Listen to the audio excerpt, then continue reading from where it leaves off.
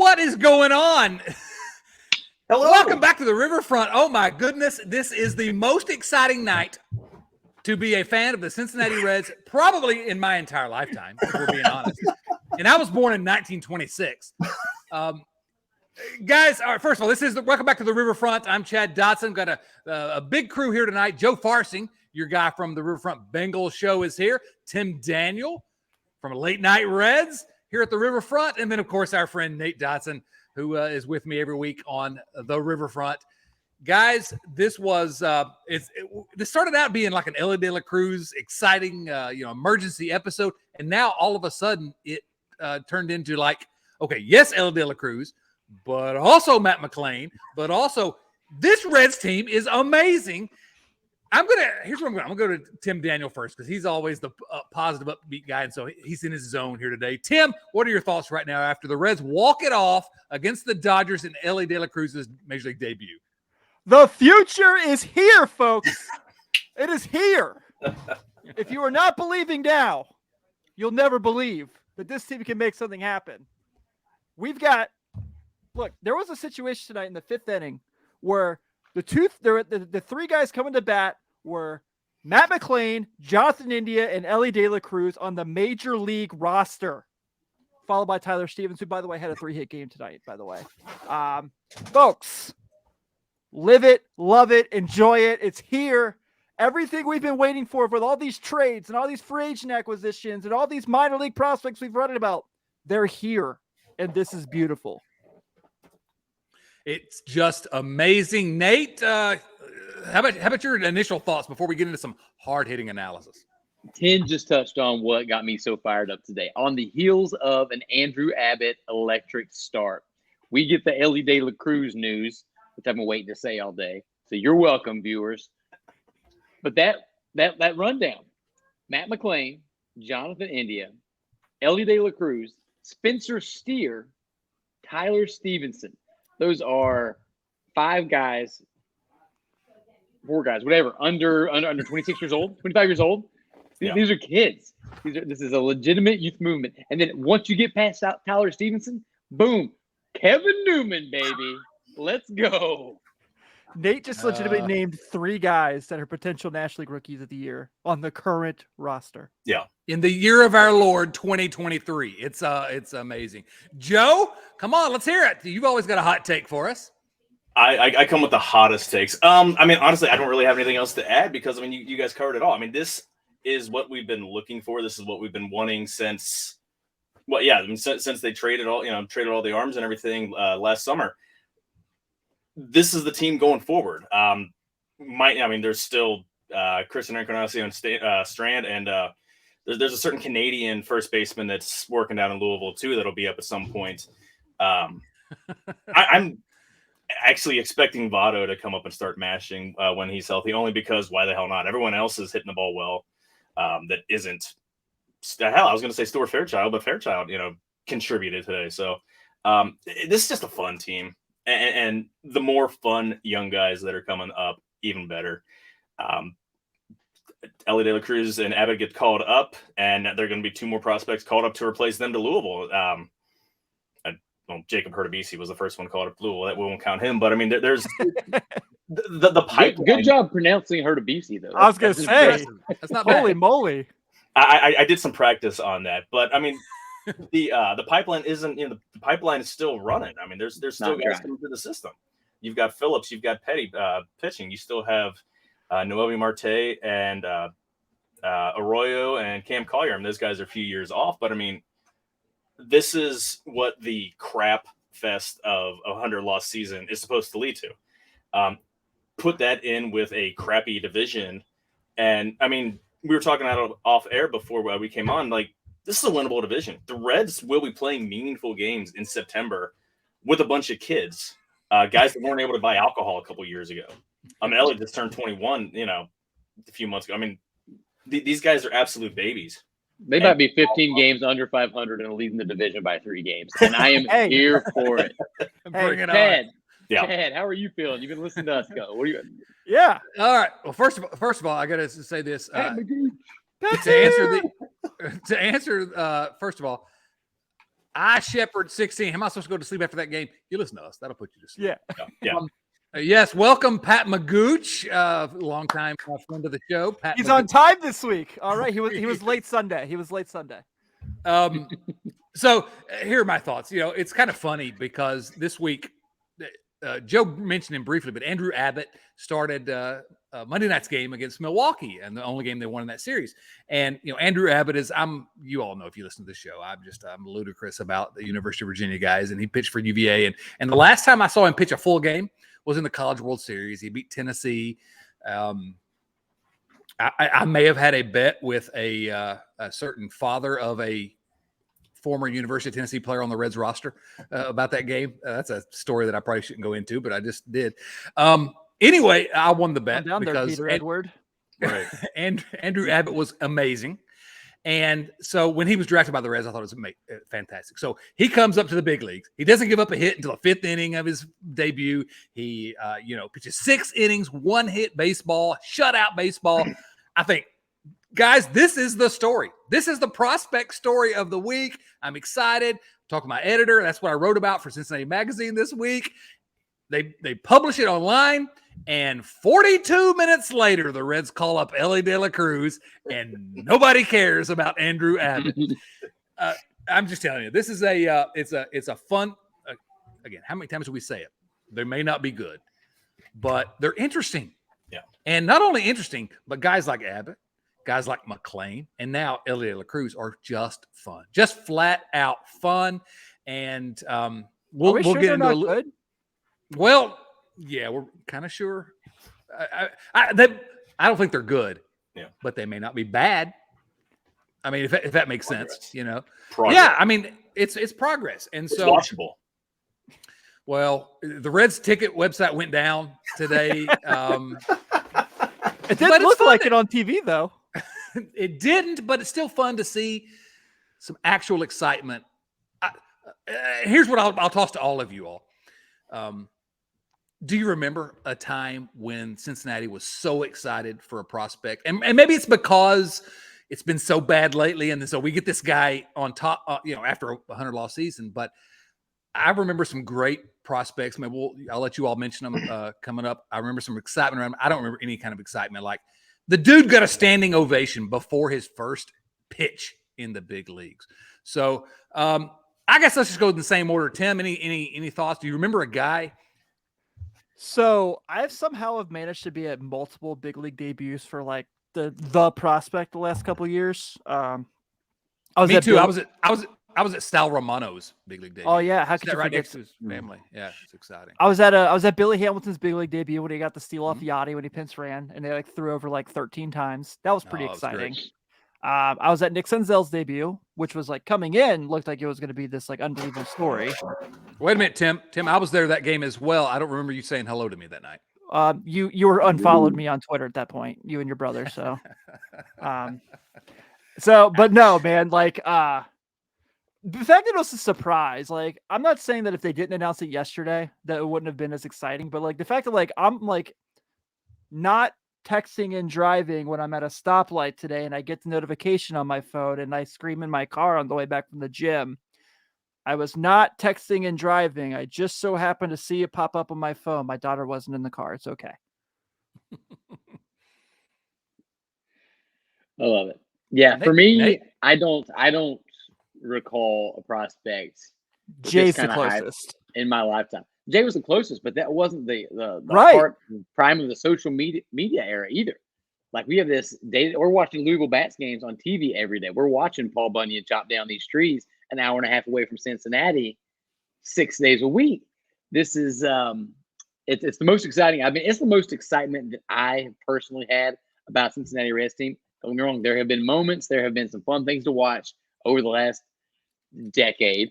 But it's been Clinchmas for me. That was the last time that I was as jazzed up over something in Cincinnati compared to the way I was tonight. It was just incredible. And the way that it went from this crappy series against the Brewers, where we thought that the team was going to have a chance to make a push, not just for contention, but to be first place in the division. They limped through that. Andrew Abbott saves the day. And then this happens. It's too much. Joe, you're a local guy. You're a local guy. Do you remember anything approaching this in your lifetime? The only person, and everyone's looking forward to Jay Bruce. I mean, he was the number one prospect coming into this season, and it was. I mean, he was even more of a, I don't say known quantity, but I mean, he was more of a sure thing than even Elly was, because he was assumed to have a higher floor. But the only one that I can think of that I had even remotely the same amount of excitement for was Adam Dunn. And that's going back. I mean, that was 2001. I mean, so that's, you're going back 22 years. I mean, you talk about a guy that absolutely tore up the minor leagues. I mean, check out his, 44. Absolutely just tore up tore up AA, tore up AAA before he got called up. Very handsome too. What's that? Very handsome also. Yeah. He decided to be a rookie the same year as that Albert Pujols guy. Other than that, he might have won a Rookie of the Year. Maybe. What's funny is I remember this was an article written by Peter Gammons after the season. He said Albert Pujols may have won the Rookie of the Year, but this will be the year that we remember that Adam Dunn was called up. Obviously, that was not right, but I mean, this was the hype. Yeah, I mean, and he was that huge of a prospect, and it's funny, he wasn't even the Reds' top prospect. Austin Kearns was, and if he hadn't gotten injured, he would have been up. Austin Kearns would have been a right-handed Larry Walker if he wasn't, if he didn't get hurt. Good comp. But, in terms of excitement for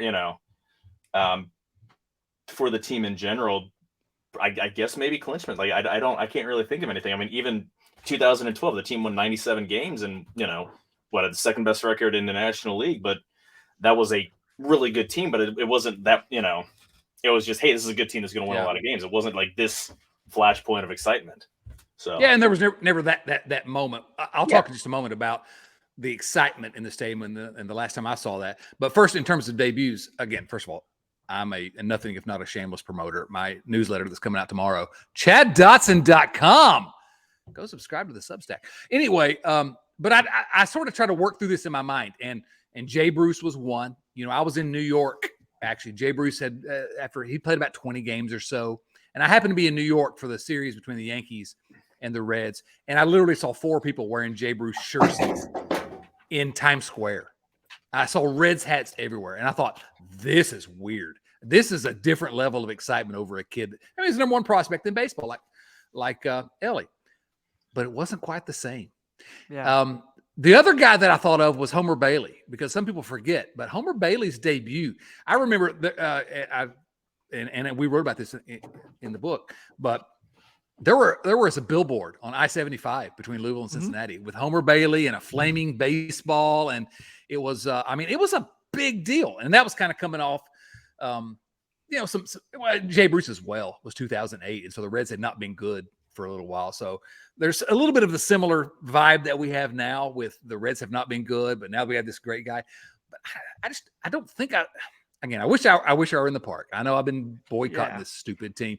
I wish I were in the park because it just seemed electric. The way that the park was silent during the pitches in Elly De La Cruz's first at bat, everyone was watching.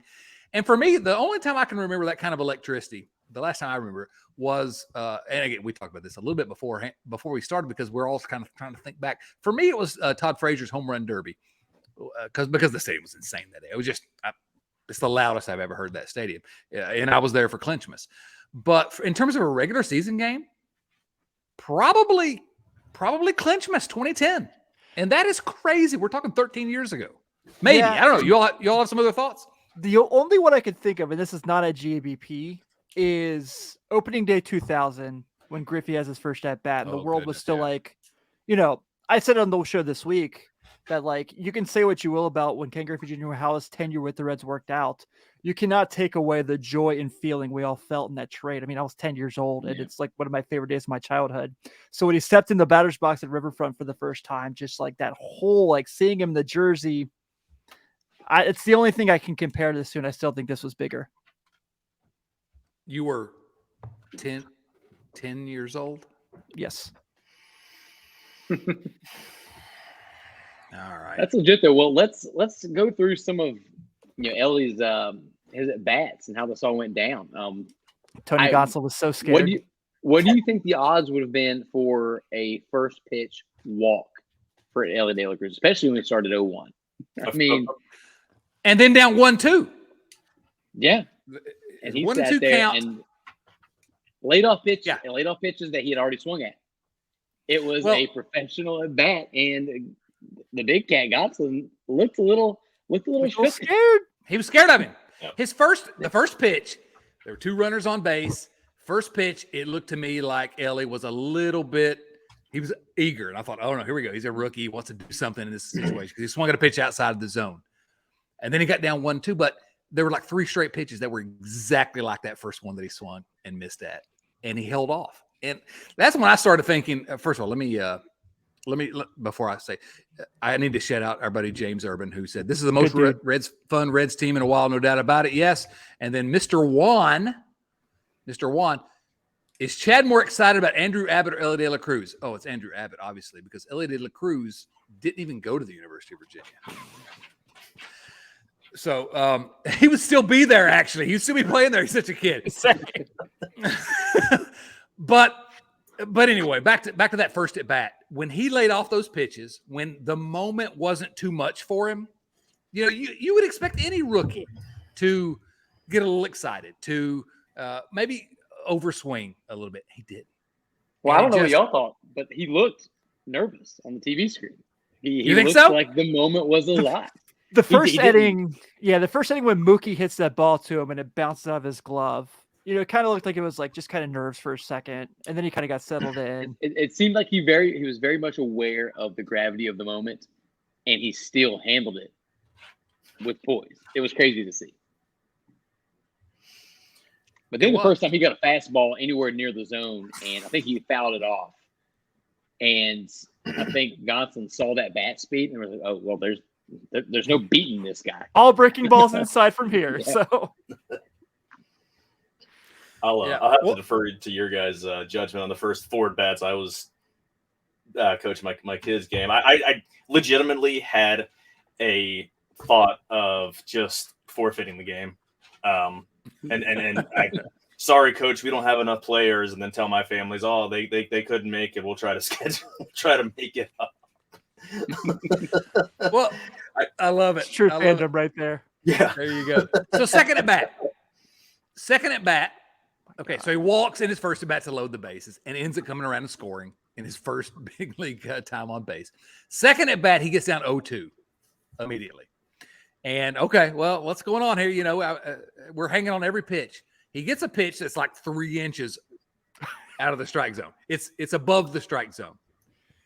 The dude turns on it, hits it into right center field, 112 miles per hour exit velocity off the bat. And, oh, yeah, by the way, hardest hit ball by a Cincinnati Reds batter all year long in his second at bat. It's a double. And here's the part that I want you all to talk about, those of you that saw it. He got that in. It was a double. It's a double for everyone, except for me. I might get thrown out at first base. But when he came out of that batter's box, I thought he's thinking triple. He's thinking triple. I watched the replay a couple of times, and yeah, he turned the corner. Was gonna test them. Yeah, it was in his mind. Absolutely. That to me is the most exciting. No, it's not the most exciting thing, but it's one of the most exciting things about this kid is that the dude, I don't know, he just makes things happen. He's just, you've seen it so many times. It's a 162 game season, and I don't care what level you are. You want to take any opportunity you can to rest your body a little bit. And Elly De La Cruz does not let you. You cannot take a second off, much less a play. A couple things. One, that pitch that he swung at for that hit. Thank God he swung at it because the umpire decided he was going to call that a strike for the rest of the game. That guy might get fired before he gets home today. That was brutal. Second, I want to go back to that first plate appearance, but afterwards when he got on base, did y'all see that he caught up to Matt McClain when he scored that run? I was going to pass him. I did too. I was like, oh goodness.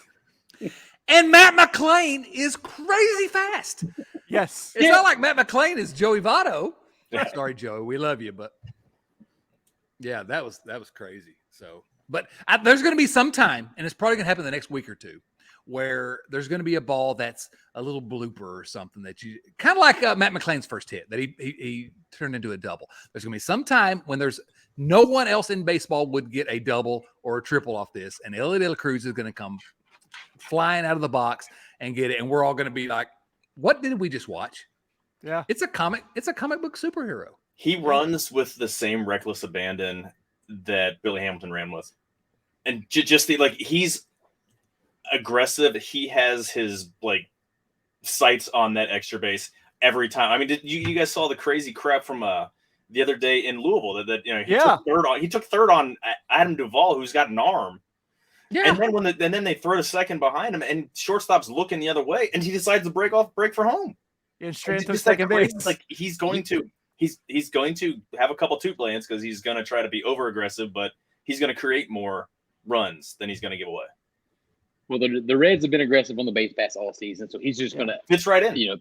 Amplify that by an exponential amount. And he already has the first and third highest sprint speeds of a Red this year. Yeah.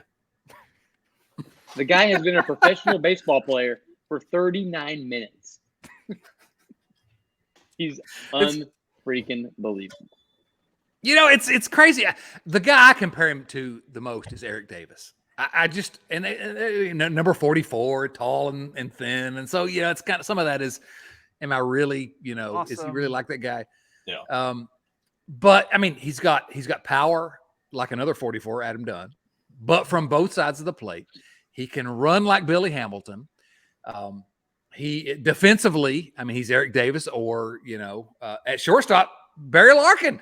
I mean, we are way overhyping this guy. We have to be way overhyping this guy. There's no way he's as good as all these great players, and he's played one game in the big leagues, but I've never felt this way about any player that emerged on the Red scene.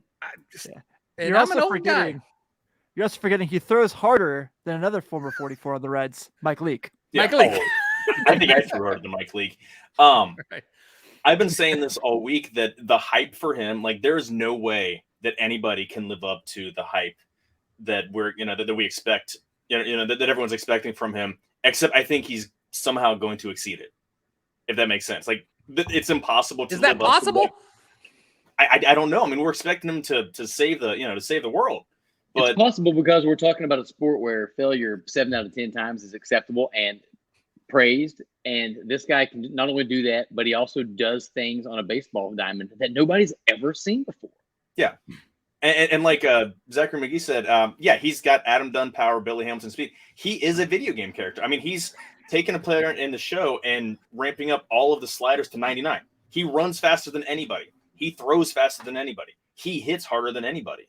I mean, this is a mutant created in a lab, and he's the Reds. Well, he's ours. Let me ask you all this though, okay? Because I 100% agree. For the first time, literally in my life, I 100% agree with everything Joe Farsing just said. Ooh, same. Dark side. Yeah. Welcome to the dark side. It's an exciting night. But let me ask you this: Jay Bruce was number one prospect in baseball. Jay Bruce had a great career. He's a Reds Hall of Famer. There's nothing about Jay Bruce's career in my mind that you should be disappointed about. But in the mind of some fans, he was a disappointment because he never quite became a baseball Hall of Famer. Are we overhyping him so much that there's no way he could live up to these expectations? Nate, I'll ask you this one. That's a tough one because we are going to overhype him. We're going to continue. Literally, we're comparing him to Benny the Jet Rodriguez. Pat Magooch is spitting gospel over here. Spitting fire tonight. I guess that's the weirdest thing about all this for me is in sports, we love to do this. With prospects, we love to do this. NBA comp is Victor Wembanyama, this number one draft pick in the draft. I started to mention him. Yes. A unicorn. Woj in the NBA said that he's literally the best prospect in the history of sports. So I threw this out on Twitter a few weeks back. I'm like, he has more holes in his game than Elly De La Cruz does. So yeah, we are gonna overhype this guy, but I think the odds of him, like his floor is so freaking high. And I used to think that wasn't the case. I used to think he was incredibly high ceiling, fairly low floor, high degree of variance guy. Yeah. And I'm not there anymore. After watching those tools, watching that bat speed, watching his patience and his poise and his first. Oh my God, the bat speed!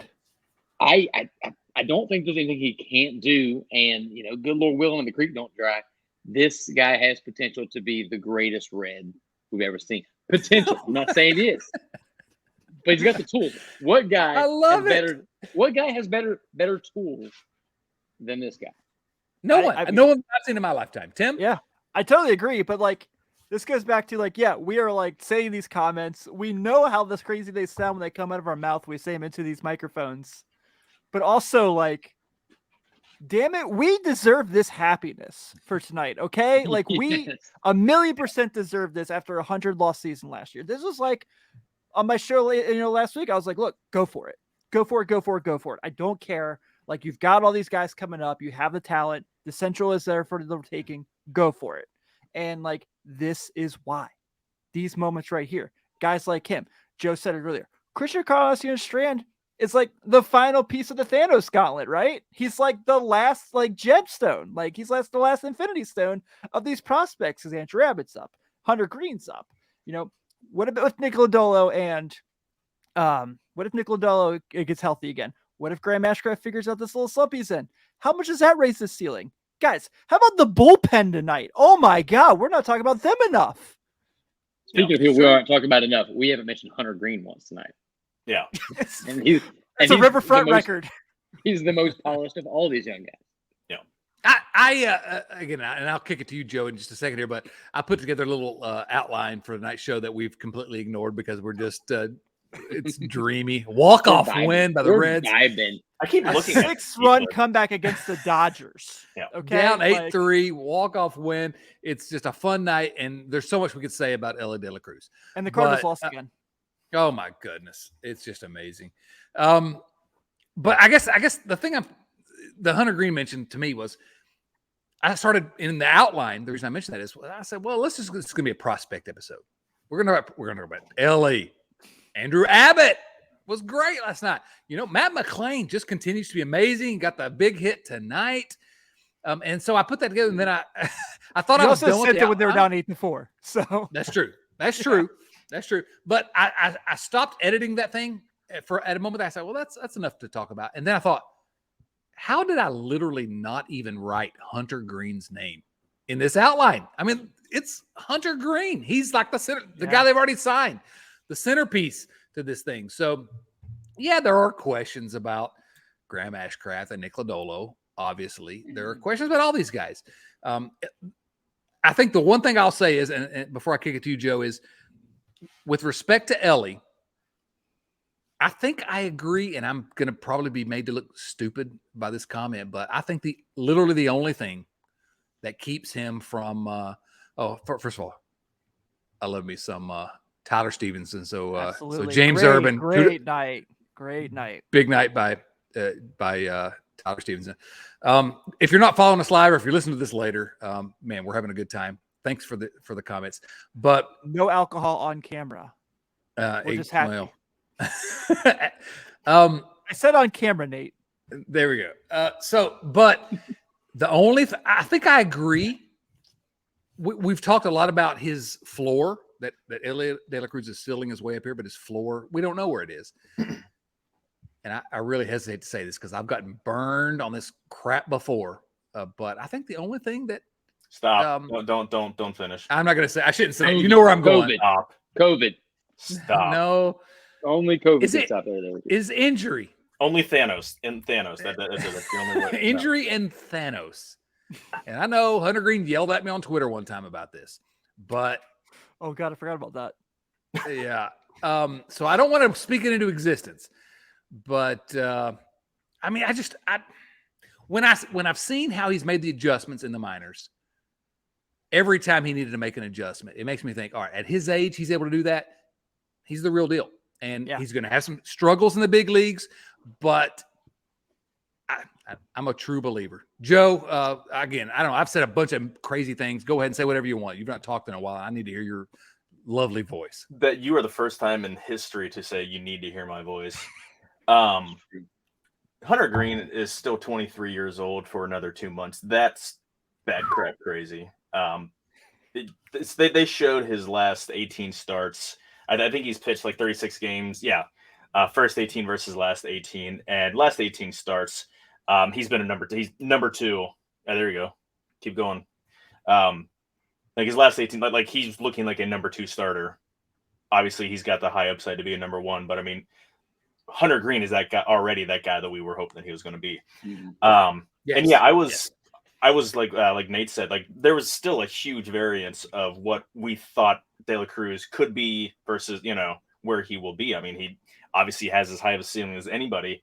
The only reason that he wasn't the number 1 prospect in everybody's list was because of his floor is lower.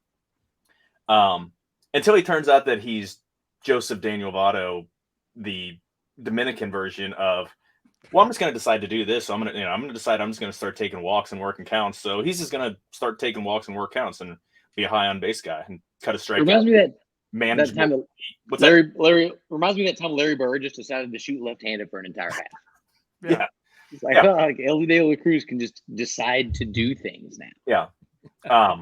Right now I don't want to say only weakness, but the area of concern is his contact percent versus lefties. So from the right side, it's like 53%. Like it's pretty low. Well, Only.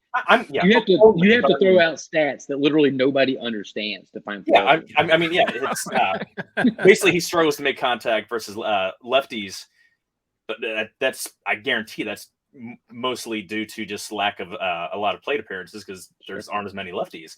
Oh, good Lord. No. Nick Kroll is a man. He's not the man. Let me say this to go back to Nate's point. The point I think when I turned the corner on Elly De La Cruz to when I was like, he's amazing, but I'm not ready to really truly 100% buy in. Was he made there was this moment where he was getting criticized. This happened actually 2 straight years. He was getting criticized for not taking enough walks, and his quote was, "Well, I just decided to stop swinging at pitches outside of the strike zone." It's that easy. How do you do that? I mean, this game is hard, and he just is, and it's not just him saying something; it's the actual truth. He literally, on a dime, decided, "Well, I'm going to make him pitch to me," and so it's just, it's amazing. Dwight Kelly has a question. I hopped in a little late. First of all, where were you? You guys cover that strike zone yet? That ump was awful. Yes, we covered that, and. Where would you guys, if you guys had the power rank right now, just off the top of your head, just off the cuff, where does that rank in David Bell ejection moments? Because that was elite. That was incredible. Yeah. Like when he's like doing the whole hand gesture and you know what he's saying because he didn't say fudge is the reference we're saying here. I can't wait I didn't see it happen because I was at the game, but I can't wait. I guarantee they'll break it down on John Boy. They do an awesome job of lip reading, so I can't wait to watch that because he gets his money's worth. Yeah, and he got his money's worth. My first thought was this guy is as energized about the Elly De La Cruz era as we are because he was. I mean, we've seen him get ejected 1 billion times, but there was something different about tonight. I mean, this guy was into it, and I don't know. He was teaching Elly some big league F-bombs, and I think that's important. You got to learn how to curse at the big league level. He didn't get a lot of time in Louisville either, so he barely got any big AAA cursing experience. I thought the ump might have thrown him out because he keeps playing Kevin Newman. That's sorry. Prospects only. It's fair. So completely fair. I got to mention real quick, the Reds changed their bio on their Twitter account to say Elly De La Cruz fan account. So they're one of us, # one of us. And I had to make sure I mentioned this name to Chad because I need to see Chad's reaction to a guy who wore number 30 tonight, almost tied the game up on a 2-run homer, had a huge hit. I think you know him as Will Benson. That was Norris Hopper. Will Travis Wood. I've taken some crap over Will Benson this season. I got out over my skis, and I told everybody in spring training and early in the season that I was so excited about the guy. And then he laid an egg in his first. He was on the opening day roster, and he was not good. But I was like, okay, you guys can get me now, but Will Benson's not done. And he went to the AAA, and he was awful at first.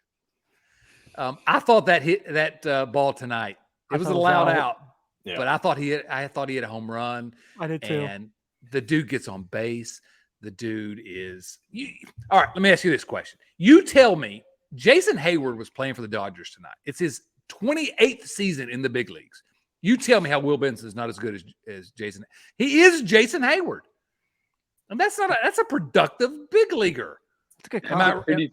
That's a pretty fair comp. I think that's his 75th percentile like landing spot as Jason Hayward's career. Same size. Well, this is a question that I threw out on Twitter and got a decent response. It's like, if Will Benson is a guy, if he's a guy, the guy that I think he is, yes. Then what does that do to all these projected lineups that Reds fans have been throwing out every day? Because not a single one has mentioned Will Benson in the starting role.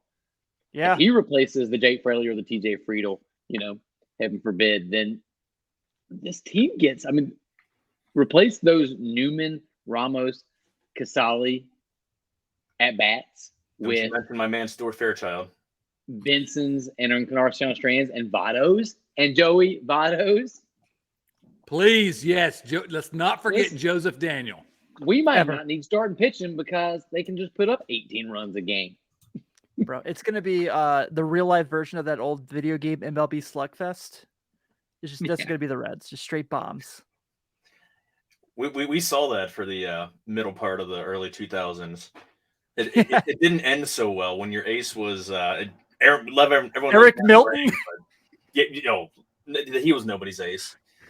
But yeah, Aaron Harang and Bronson Arroyo. Those were entertaining teams, but those, no, we still want some starting pitching. Hey, you know what's pretty cool? So long, Pat Magooch, by the way. Pat Magooch Sunday, has to Pat. Go. Yeah. Ask Mom where the meatloaf is. Ask Mom where the meatloaf is. Mom! Sorry. Anyway, that's a Wedding Crashers reference. Go ahead, Nate.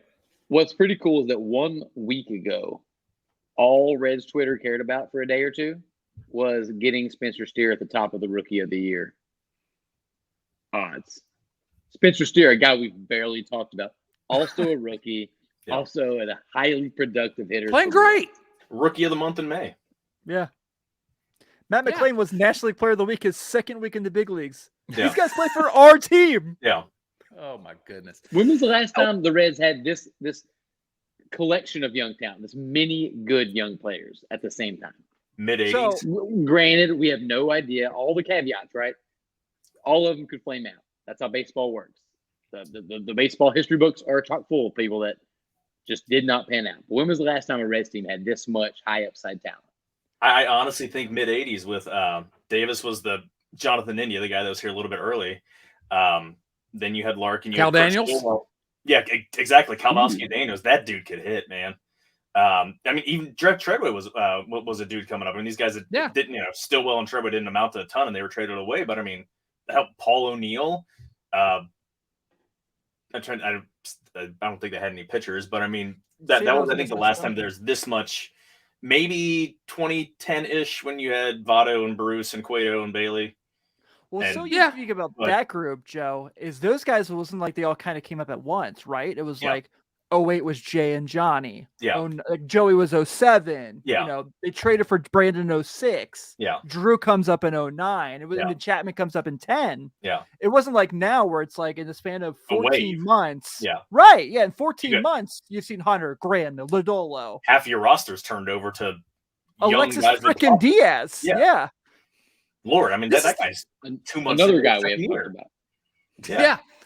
And this is the thing for me when we talk about they may not be good, but man, all these guys you're talking about, these guys are taking plate appearances from the Matt Reynolds types. We still have Kevin Newman getting some, but they're not taking any plate appearances away from Kevin Newman. Right. There's no one will ever. Kevin Newman is the Kyle Farmer of the current team. Kyle Farmer of Skip Schumacher. Yes, absolutely. So, but my thing is this. Okay, so we talk about Will Benson and oh boy, if he pans out, but there's some this lineup. You can squint a little bit and see. Oh my goodness, this could be amazing. I haven't given up on Nick Senzel, who's on the IL now, but if Nick Senzel is your a bench guy who can play six different positions, I don't know. That's not bad. But we've talked all year about how this pitching rotation is, I don't know. And we have the big three, and they've been up and down like you expect young pitchers to be. But we're 4 and 5. What are we going to do 4 and 5? And Luke Weaver is okay for this year, whatever. But he's not. He ain't it. No. And some of the other guys we've seen. But Brandon Williamson, can Brandon Williamson be a fit number 5 starter? Yeah, maybe. Andrew Abbott as your number 4 starter. Now, again, this is requiring Green, Lodolo, Ashcraft, Abbott, Williamson, all to pan out, and all prospects don't pan out. But if they did, that's you've got five young arms, young guys, right? All with talent, all battling each other for that 1 through 5 spot. 5 guys that all think they can be that guy, and not these Luke Weavers, Ben Lively's. All the respect in the world of those guys, fan of both of them, but they are exceeding expectations. Even Luke Weaver and his 6.3 ERA, better than I thought he was going to do. Yeah, they're pitching their butts off. This is not the same thing. But this kind of goes back to what I was saying. Kudos to Ben Lively. The dude has been great. I've loved it and love his story. But I like watching a team where it's a guy like Brandon Williamson, who I have a little bit of hope about. I'd rather see that guy pitch. Kind of like we talk about Kevin Newman. I want to see a guy other than and a Matt Reynolds. I'd rather see some guy that we got some hope about. I'd rather see Will Benson, and maybe he fails. But that's why this team is so fascinating to me. Yeah. There's a lot of unknowns. And so it's fun to kind of see where they're going. Am I crazy, or is this the most fun Reds team in 10 years? Both. We did an off-season episode where we were talking about what would have to break correctly for the Reds to contend for a playoff spot for Walker, or just to even be moderately good. And we came down on the offensive side to them having 7 guys. It seems like having about 7 guys with an OPS plus over 100 to even have a chance at contending for a wild card spot. Well, the Reds have 5 right now, 5 regular players with an OPS plus over 100, and that's without a Christian Encarnacion Strand. That's without a Joey Votto. And that's without a guy like Tyler Stevenson doing anything. Yeah. So on the offensive side of the ball, the Reds are like middle of the pack to better in scoring runs, and the very, very bottom of the league in hitting home runs. Like there is a lot of ground to be gained there. Fun. So if this pitching staff, if they can find 5 major league pitchers to run out this rotation, the bullpen's been nails. Yeah. Yeah. I love get them on, get them over, get them in. Yeah, man, it's been so much fun to watch. Yeah. Yeah, I mean, you need home run hitters to be more consistent, because guys are going to hit. In that guys park. are going to get into slumps. They need someone, and basically they need one of the young guys in De La Cruz or Encarnacion Strand, because Steer's going to be a 25 home run guy. Indy is a 20 home run guy. Fraley 20 home run guy. Now these guys, they'll provide pop, but you need that hammer in the middle of your lineup. I think De La Cruz and Strand will be that guy sooner than later, but as much fun as being aggressive on the bases, station to station, first to third, second to home, that's not sustainable. This isn't the mid 80s Whitey Herzog Cardinals when Tommy Herr had 101 RBIs with or 110 RBIs, whatever it was, a ton of RBIs with 9 home runs or something crazy. But there's. I'm sorry. I got to say this. Screw Whitey Herzog. How dare you mention him on my show, first of all? Because I don't like the guy, but that was that team's identity. It was, but I was there in 1988 when he was the manager of the National League All-Star team. You mean when he left all the Reds on the bench? And Chris Sabo was a rookie that made the All-Star team, and he let Bobby Bonilla play the entire game at third base. The whole All-Star game. Yeah. He let Chris Sabo pinch run. So screw the Cardinals, screw Whitey Herzog, screw Tommy Herr, screw Willie McGee, screw Jack Clark, screw all of them. What about Terry Pendleton? He played for the Reds. He was an Vince MVP Coleman. Halfway. There you go. Former Red Vince Coleman. Firecracker Vince. I got a question for you guys. Trade deadline. Reds are somewhere in that 3 to 5 games out range or better. Cincinnati Reds, buyers or sellers? Buyers. Neither. Both. I mean, Will Myers will be shipped out for That's the one lottery trade ticket. you can probably make. Yeah. Kevin Newman. They're going to need him. Kevin Newman's going to have to go. He's not. Yeah, but who's going to give up anything for Kevin Newman? You'll get a lottery ticket. I mean, they got a lottery ticket for Brandon Drury. That's was it Victor Acott? Like the guy. Yeah. He turned out to be he's got a hell of a lot of promise. But Brandon Drury was an all-star. Brandon Drury was playing well. Well, but and is currently playing well. But Brandon Drury is also Brandon Drury. He has Brandon Drury's baseball card numbers behind him, which maybe are a little bit better than Kevin Newman. You're not wrong. Yeah. No, you're not wrong. Yeah, I mean, I think those guys will go, and yeah, I honestly think that there's a chance that they will trade some of the surplus.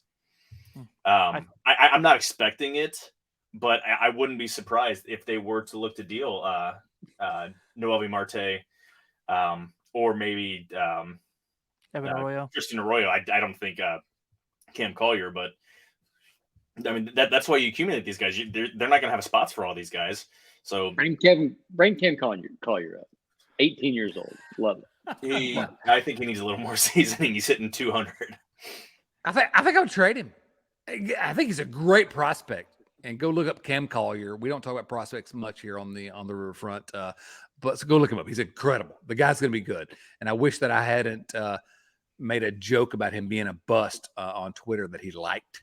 He liked the tweet. That wasn't a good time. I deleted that tweet. But the guy's he's potentially going to be great. But he's like 14 years old. At some point, those are the guys you trade to fill in the gaps on the big league roster. And maybe we're closer to the point where you have to start filling in those gaps than I thought we were. You get an outfielder. Like if you can trade from your depth to get an outfielder. Oh, yeah. And then, God forbid, open up the purse strings in the offseason and bring in a non Luke Weaver, non Mike Minor starting pitcher, a guy who's actually Marcus Stroman. What's that? Marcus Stroman. I was thinking Shohei Ohtani. Oh yeah, silly me. Let's throw out a hypothetical where Spencer Steer's your left fielder, TJ Friedl's center field, and some form of Will Benson, Jake Fraley are filling up right field. Starting pitching is the only giant gaping hole that you have. How far do you go down the prospect pipeline to fill those gaps? Are you willing to move a Noelvi Marte, who is crushing? Was it the player of the month or something down there? He's putting up similar numbers in AA that Elly put up in AAA. Yeah.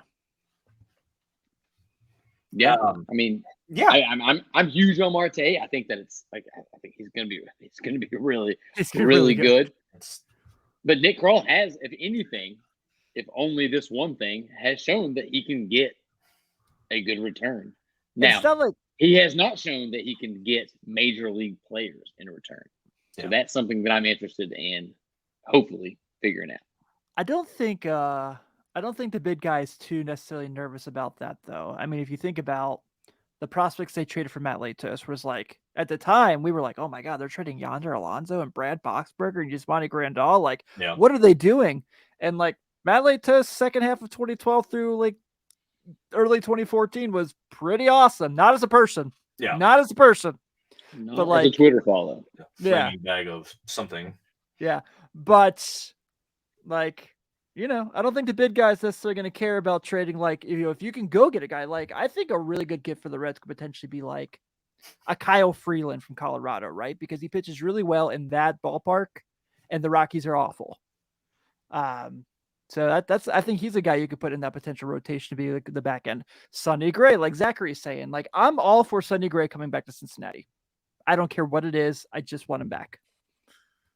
Yeah, please.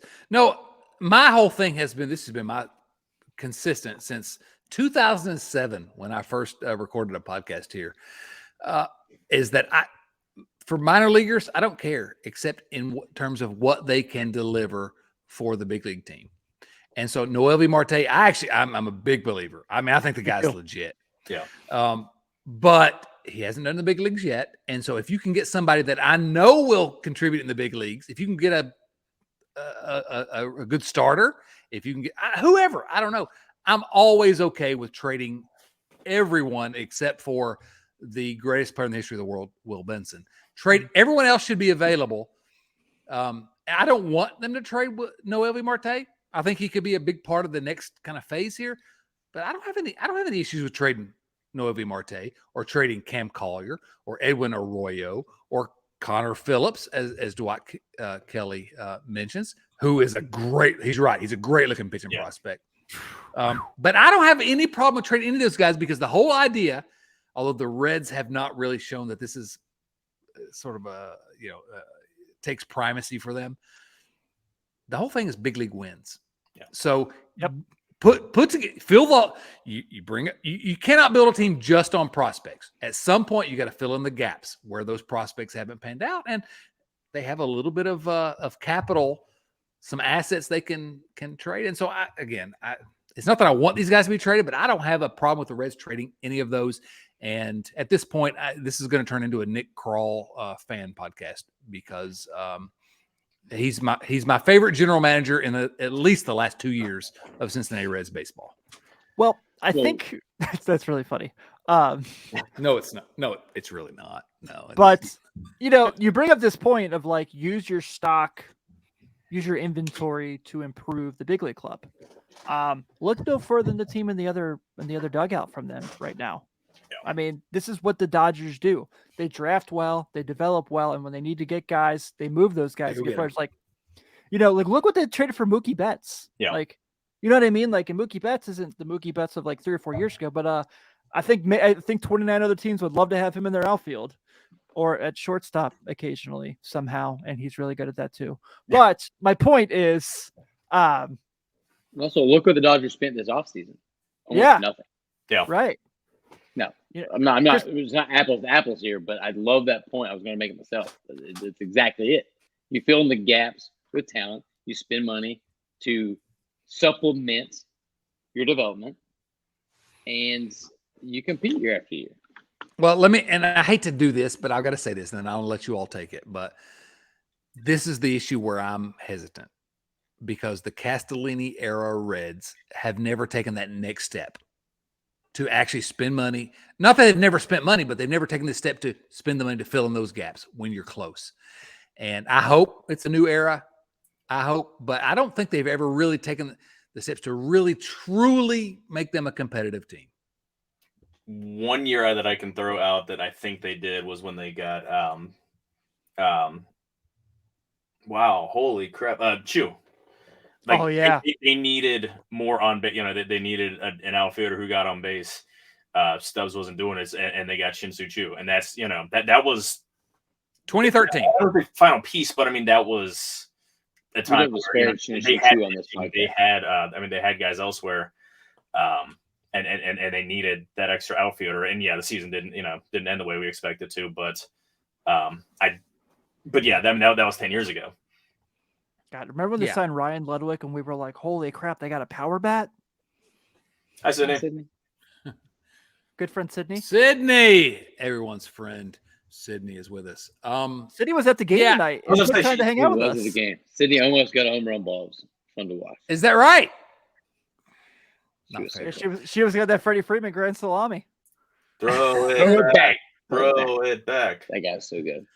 But yeah, I mean, this is the thing, right? You have to commit to the plan. I keep hearing that there is a plan. I keep hearing from other Reds podcasts that we have been told that 2024 is the year they're going to try to contend. I haven't heard that. I haven't read it. I don't know where that news is coming from. I hope it's true. See what David Bell said today.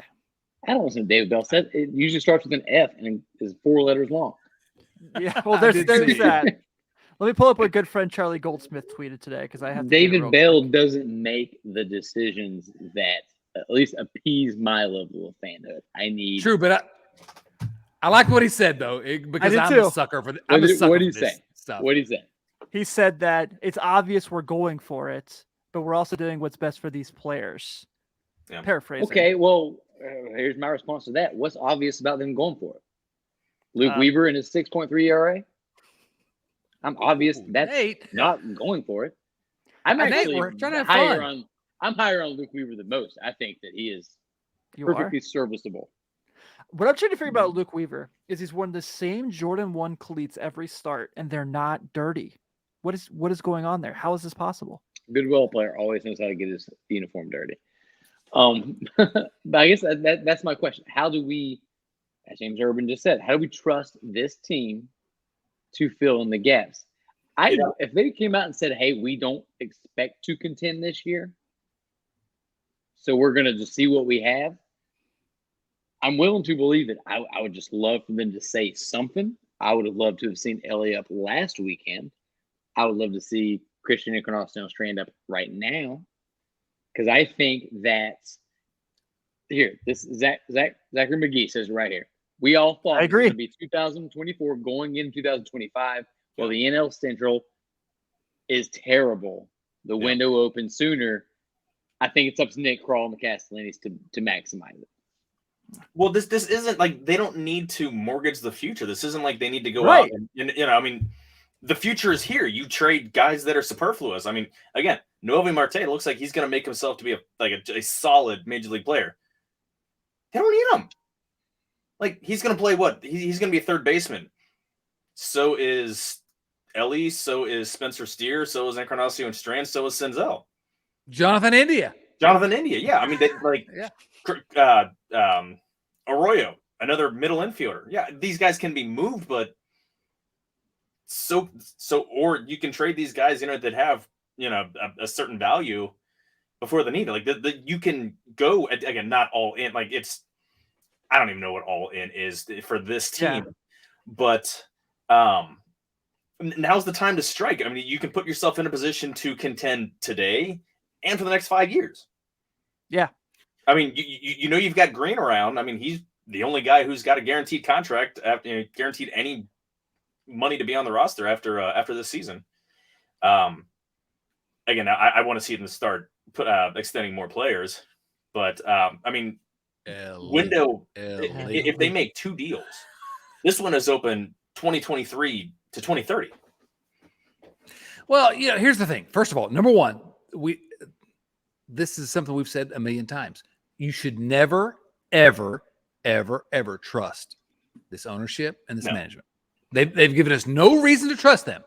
Now, but that does not mean that you shouldn't be optimistic, that you shouldn't, hope for the best, I guess. But because this team really, truly is in a point where if they make the right decisions, and again, they've never made the right decisions. I hope they do. And they may, because we've seen some encouraging signs in recent years, in recent months, really. But so I'm not saying they won't or they can't, but they never have. But if they hope is not a strategy, Sydney. If you're not watching us live here, you're missing the comments. Why aren't you joining us? Sydney, don't egg him on. Don't give him any credence. Yes, thank you, Sydney. I know you're on my team. But what I'm saying is, a well-run organization. We talked about the Dodgers earlier. A well-run organization could take this team as they are right now. If you put the Tampa Bay Rays leadership in charge of the Reds right now, or the Dodgers, they're at a point where they absolutely could turn this into something special. Yeah. And whether I mean something special in terms of like Big Red Machine, I know, or just something special in terms of those of us that have suffered for 30 years, and almost anything could be special to us at this point. I don't know what that is, but there really is. There's a moment here.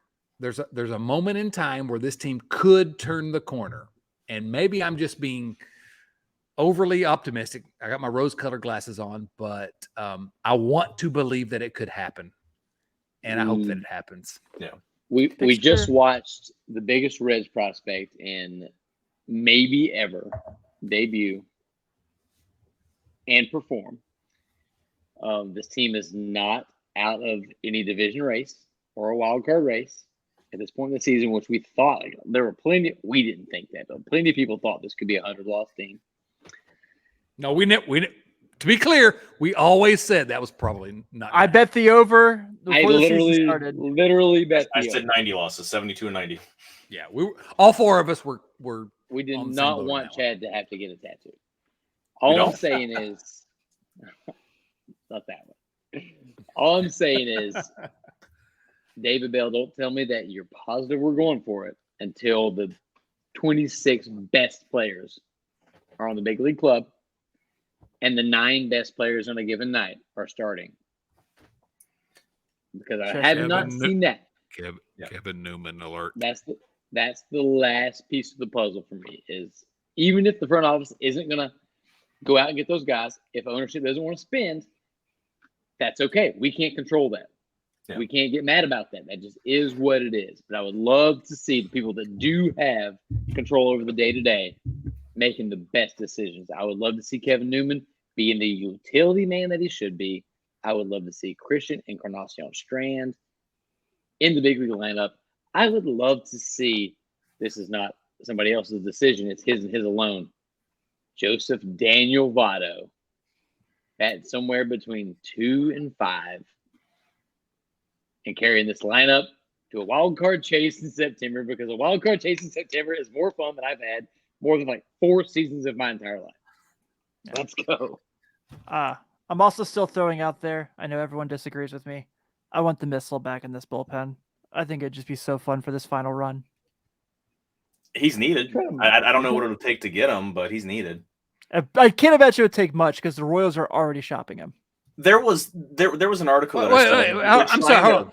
But Joe, pause for a second. Who are you talking about? Just for those that are listening, who do you mean by the Missile? Wasn't that Kadri Ismail? Wasn't that Rocket Ismail's younger brother?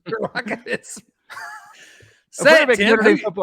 I want to roll Chapman back. I think we don't know what we're going to get from River San Martin, 1, health-wise, and 2, as a pitcher. And we need a lefty. We've seen what he's doing. We've seen what he's doing in Kansas City, who has a smaller ballpark than ours. Well, close in size, I should say. Yeah. And he's getting lefties out. Joe, I interrupted you. Go ahead and you're fine. From there. There's an article that I read about Chapman that they're looking to pair him. They're trying to. I mean, obviously, everyone's trying to do this. How much of it's real, but that they're wanting to maximize their return and pair him with like another reliever or another starter, so they get more back, or that they clear more, clear salary with the deal. I honestly, he's only making what, 3.5. He's not making a ton of money. Yeah, I don't think it'll take much to get him, whether they want him back or not. Will Myers for Oldest Chapman. Let's do it. There you go. Kylo said, I hope they have a plan. The Reds have a plan. The problem is, it has never been the Reds don't have the plan. The problem is, will the Reds see the plan to fruition? Again, we all are pretty sure that Bob doesn't have enough wits about him to screw up a plan, but somebody can. It's whether it's whether they have the patience to let this plan. Like, you decided to let the kids play. You decided to let to bring the kids up. They're bringing them one at a time, or whatever the plan is. Elly was only brought up because Senzel was injured, but Elly was coming up before, if not before Father's Day, before first day of summer. I mean, he was short list coming up. He's not going back down. Just see it through. Just whatever your plan is, stick with it, and don't make it to be the Rays plan, because the Rays plan is not replicable unless you go out and have like a dream headhunter that knows where to mine to find all of these brilliant minds to throw in the organization that work at player development, that work in the front office. I don't trust the Reds have those guys. Don't try to be the Rays. Try to be the Guardians. I mean, they draft, develop as well as anybody. Right. And if the Guardians spent any money at all, like they'd have a juggernaut. They do an awesome job at development and drafting. I mean, how many pitchers have they had that's come up and then they've traded? I mean, every year there's another stud starting pitcher in that rotation. Now they struggle with bats for 20 years, but that's who you want to strive for, not the Rays, because that's not you can't replicate that. They're the Dodgers without the Dodgers, without any money. Well, I'm gonna throw out one more thing, and then I think I'm just about done for the night. We're over an hour and 5 minutes here at this point. But we're having so much fun. I'm gonna say is, well, I'm having too much fun, and I have to go do the job that pays me tomorrow. It is June 6th. on a season that we all thought was lost from the get-go. Perhaps we didn't think this team was going to lose 100 games, but we certainly had no expectations of contending in any fashion going into the 2023 season. It is June 6th.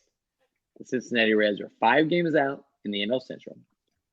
They are 4.5 games out of the wild card. In the last 3 weeks, they have brought up their 2 best offensive prospects. They have debuted their best performing pitching prospect and their most highly rated pitching prospect. Maybe highest 2 rated if you count the Levi Stout cup of coffee. Christian Encarnacion Strand is knocking on the door. Jonathan India is playing better than he did in his Rookie of the Year season. And Joey Votto is going to be back any minute. This season has been exceeded expectations on such a level that it will blow your mind. And some exceedingly mediocre City Connect jerseys. I mean, awesome City Connect jerseys. You watch your mouth, Dotson. That's a dope hat, though. That's a dope hat, Tim. Definitely.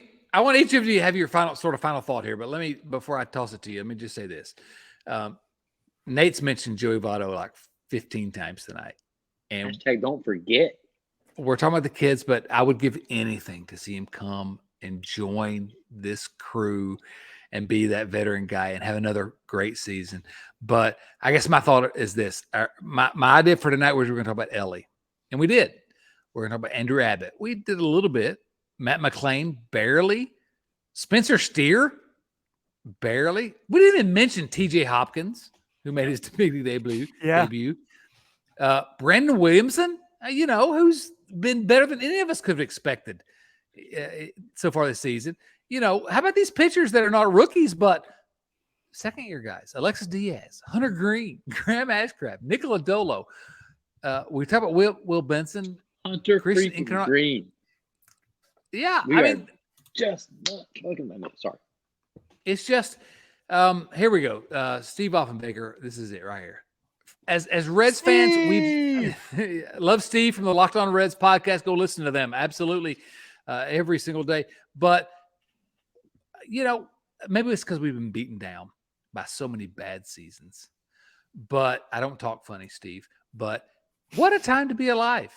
For real. I mean, this is why we've had so many times we've complained and we whined and we've been negative because there's nothing else to do on this show. But I like the fact that there's a reason for optimism. And so I guess what I would encourage Reds fans going forward is enjoy it a little bit, have some optimism. Don't, we're the, sell the team, Bob, screw this or that's ownership you guys, not me. group. but and I still, the Castellans are garbage, but you know what? I've decided to try to have fun when I can have fun. So anyway, that's sort of my final thing. Let's go around the table. We'll start with you, Joe. Final thoughts here before we get out of here. Just make sure that the Louisville Bats are going to be okay. They won 6-5 today. Encarnacion Strand 3 for 4, another home run. Votto 0 for 5. That's not concerning, but I hope he can get everything together. Just kick him off the screen. Right. I shouldn't have been here anyway. No, this is a fun team. Again, I don't expect them to win the wild card. I don't expect them to make the playoffs. They could tank and lose 90, have 95 loss season. It's going to be fun just watching these kids figure it out. Again, I think it's a great idea to bring them all up at the same time. Let them grow together as a group. Not a lot of these guys have spent a ton of time together. I mean, guys through trades, Elly rocketed through the system. These aren't guys that have a ton of time playing together outside of McClain and Elly. Letting them grow together as a group, I think, is a great way to kind of build more camaraderie. These guys are going to be around for a long time. This year, to me, and especially with Elly, to bring it around to my Bengals show, this is the 2020 Bengals. The Reds just brought up Joe Burrow. Still have a lot of holes, still have a lot of things to fix around them, but you're seeing the pieces that are going to make, and hey, maybe they're going to win the World Series next year or go to the World Series. But you're seeing the pieces come together of, yeah, there was crap, but coming out of the crap, there's a bright light at the end of the tunnel, and it's not a train. Love it. Yeah, absolutely. Tim, your final thoughts. Look, we've been kind of talking about it the whole time, but if you think when you look in that dugout, this team doesn't think, these guys on the field, not what ownership says, not what the GM says, these guys on the field don't think they can make a run at the Central, don't worry about it, because I think these guys really believe they can make a run. Yeah. And this is super fun. So, like, look, if this team is like 77-85 and wins the Central, I don't care. That's 2 home games at GABP. I'm going to enjoy everything I possibly can. I'm never going to take a good Reds team for granted ever again. And the Riverfront's the best Reds podcast in the world out there. And you should join us each and every week for both of our shows. And Joe's show's really good too. Absolutely. Nate, thank you for that, Tim. Nate. All right, a few things. One, Stephen Offenbaker, the homie from Locked On Reds. So glad that you got to be in attendance for this game. Oh, My yeah. guy lives in Hawaii. Aloha, Chose this as Steven. his trip to Cincinnati to watch the Reds play and got to see Elly's debut. That's awesome. So that's the first thing I want to say. Second thing is, a lot of people say that Tim Daniel looks like Steve's co-host, Jeff Clark. I think It's that been Tim said a Daniel while. I haven't is thought about that. the much better looking version of Jeff Carr. So I want to throw that out there. Riverfront got the better looking of the two. My wife 3, agrees. guys, this is fun. As we all know, being a Reds fan is not often fun. And we've had a full season of fun baseball. It's only getting more fun by the prospect. Just enjoy it. I mean, challenge to the Castellinis in the front office. Let's try to go for it. Let's try to maximize this roster. But to the fans, enjoy the highs, enjoy the lows, because when you're basing your expectations on a team full of young guys, there's going to be a lot of lows. There's going to be some cold streaks. But let's just keep it going. This has been a lot of fun. Absolutely. You know, I guess the way I would end this is that you can be realistic about this team. You can be upset about ownership and the way they've really screwed things up over the last, since 2006. So the last, 17 years, they've really screwed things up. But, and I've always tried to be honest about how to analyze this show or this team on the show. And you can do all that. But that doesn't mean you can't also be excited when there are fun times, because baseball is supposed to be fun. I watch baseball because I like baseball and I want to enjoy it. And I want to find reasons to be happy, to be excited. And so, yes, maybe we've gone overboard a little bit with the Elly De La Cruz stuff. Maybe we are, I don't know. Maybe we'll look back in 5 years and say, well, we were kind of out over our skis there. But I don't care, because, again, baseball's supposed to be fun. Tonight, June the 6th, 2023, was a fun night to be a fan of the Cincinnati Reds National League Baseball Club. And at this point in my life, I don't take that for granted, because there's been few of those over the last 3 decades. And so enjoy it, smile, laugh, have fun, and support this team. Cheer for them and watch them. They're going to be fun. They may not be good. I don't know. Maybe they are good. We'll find out in the next 3 months. But they're definitely going to be interesting. They're definitely going to be fun. And so, I don't know. It's been a good night. Thanks to all of you for joining us. Thanks to, gosh, I'm just blown away by the fun we have with the Riverfront crew. Thanks to Tim Daniel from, what's the name of your show? Oh, yeah, Late Night Reds here at the Riverfront. Thanks to Joe Farsing, the Riverfront Bengals show. Man, that show, if you're a Bengals fan, you're not listening to that. What's going on? It's a great time. Last week's show was so good. Good. It really was. Trending It gets better. up. Yes.